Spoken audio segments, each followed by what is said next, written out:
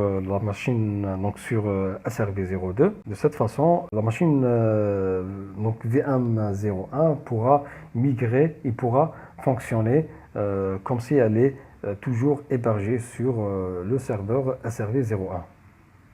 Donc, je vais ouvrir une session PowerShell. Très bien. Alors, je vais créer le switch virtuel.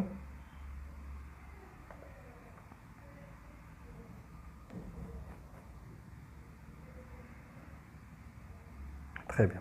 Voilà, donc de type externe. Et avec le nom vSwitch, le même switch virtuel sur lequel la machine virtuelle elle est connectée sur le premier hôte Hyper-V. Donc sur les deux hôtes Hyper-V, on doit avoir la même configuration matérielle afin que la machine virtuelle puisse fonctionner normalement. Donc la machine virtuelle VM01, lorsqu'elle va être migrée, elle va trouver le même environnement sur lequel elle fonctionnait sur le premier hôte Hyper-V. Donc de cette façon, il n'y aura aucun problème de compatibilité. Donc maintenant, je vais activer la fonctionnalité Live Migration sur le deuxième hôte Hyper-V SRV02. Très bien. Donc je vais lancer les autres commandes pour activer la fonctionnalité Live Migration sur tous les cartes réseau, le protocole d'authentification et le protocole de transfert de la machine virtuelle. Donc ils doivent être les mêmes sur les deux hôtes Hyper-V. Très bien. J'ai configuré les deux hôtes Hyper-V. Maintenant, je vais sortir. Exit. Donc maintenant, je vais démarrer la machine virtuelle SRV01. Très bien. Donc je vais attendre que la machine virtuelle démarre pour ouvrir une session PowerShell. Voilà.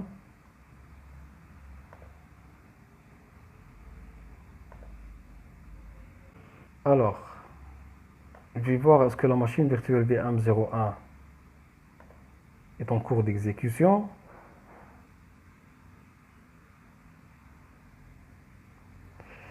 Save. Donc je vais démarrer cette machine virtuelle. Start VM. Voilà. Donc je vais lancer cette commande. Start VM01. Très bien. Alors, maintenant, il y a une réponse de la machine virtuelle VM01. Très bien. Alors, qu'est-ce que je vais faire? Je vais tout simplement lancer la migration. Alors, je vais mettre cette fenêtre par ici. Et on va vérifier est-ce que les commandes ping vont s'interrompre pendant la migration. Donc, pendant le transfert de cette machine virtuelle vers le deuxième hôte Hyper-V. Donc, pour lancer la commande, rapidement, je vais mettre plein écran pour comprendre les paramètres de cette commande. Donc pour migrer la machine virtuelle, je vais utiliser la commande PowerShell move VM. Donc move VM, donc name VM01, donc destination host c'est le serveur SRV02, include storage, donc il va inclure le disque dur virtuel et il va transférer, il va migrer cette machine virtuelle sur le volume C, le dossier VM01 du deuxième hôte Hyper-V SRV02. Voilà. Donc je vais lancer cette commande. Très bien, on va attendre la migration, très bien, la migration de la machine virtuelle. Et à chaque fois, on va vérifier là, donc est-ce que les commandes ping vont s'interrompre. Bien sûr, pendant le transfert, normalement, la machine virtuelle, elle va toujours être disponible. Donc, mais à la fin de la migration, il y aura une interruption de 1 seconde ou 2 secondes. Ensuite, elle va être disponible de nouveau.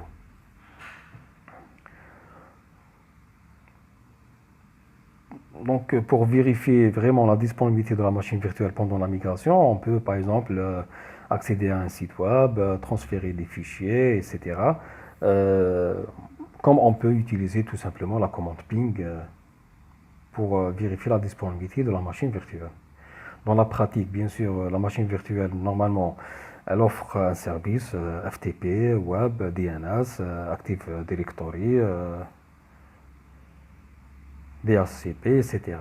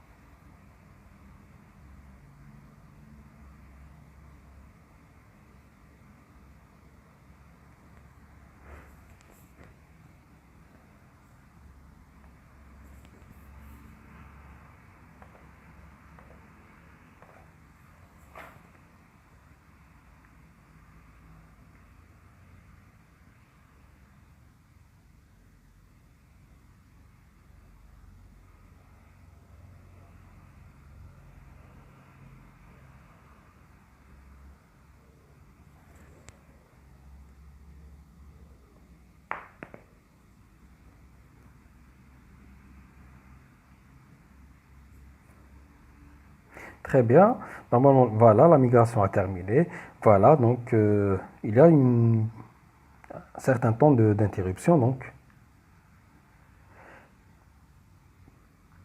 très bien. Donc, presque 3 secondes, 4 secondes. Ensuite, la machine virtuelle a répondu de nouveau. Donc, le temps de propager les changements sur le réseau, la machine virtuelle, elle est disponible. Désormais, je peux bien sûr arrêter le serveur, premier serveur hôte SRV01. Donc, je vais sortir de cette session. Voilà, exit. Et je vais arrêter le serveur SRV01. Voilà, je vais lancer cette commande, stop VM SRV01. Voilà. Donc, le serveur va s'arrêter. Il ne faut pas oublier que la machine virtuelle, au début, elle était hébergée sur le serveur SRV01. Voilà, maintenant, donc, si je lance la commande getVM, voilà, donc SRV01 est dans l'état off. Donc, elle s'est arrêtée, la machine virtuelle. Il nous reste bien sûr le contrôleur de domaine et le serveur SRV02 en cours d'exécution. Et toujours, la machine virtuelle, elle répond toujours. Pourquoi? Parce que désormais, la machine virtuelle VM01 se trouve sur le hôte Hyper-V SRV02 et non pas SRV01. Donc elle a été transférée. Donc c'est ça, live migration. Pour vérifier le transfert, donc déjà il y a le ping. La machine virtuelle elle répond toujours. Je vais accéder à je vais ouvrir une session PowerShell sur le deuxième hôte Hyper-V SRV02. Voilà.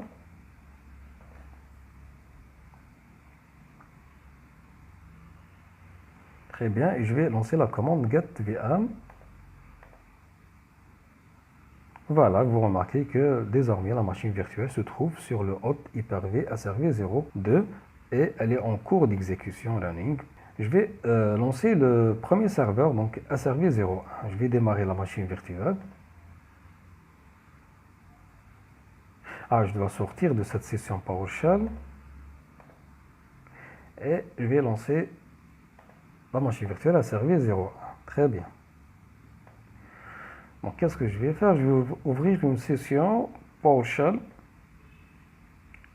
sur le serveur SRV02.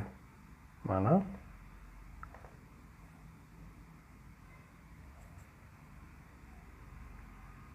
Très bien.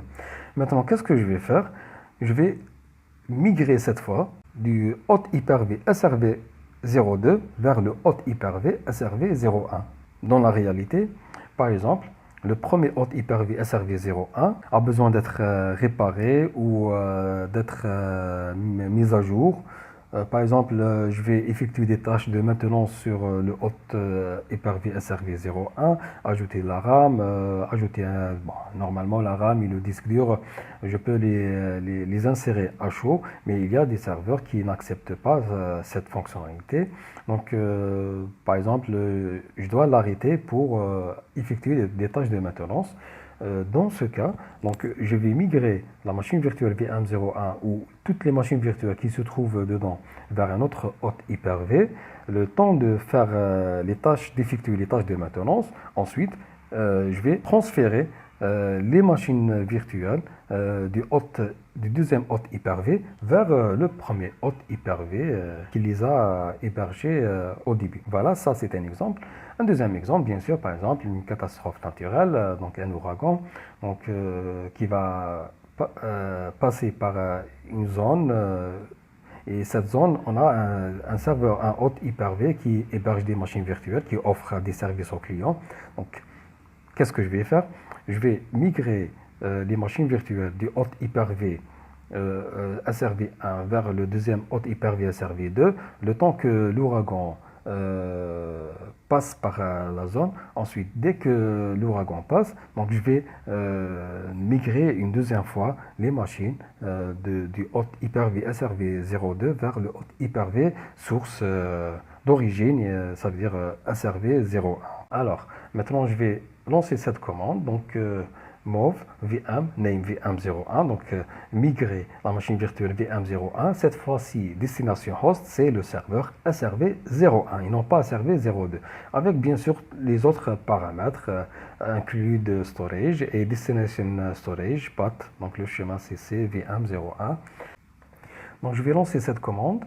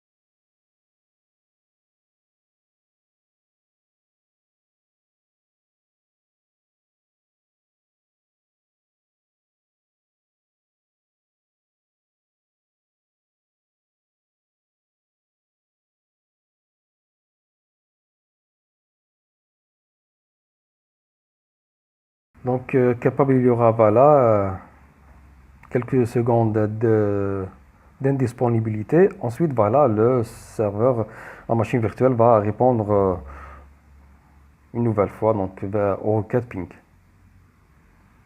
Voilà, donc c'était la fonctionnalité Live Immigration. N'oubliez pas que dans ce TP, on a configuré la fonctionnalité Live Immigration dans un domaine.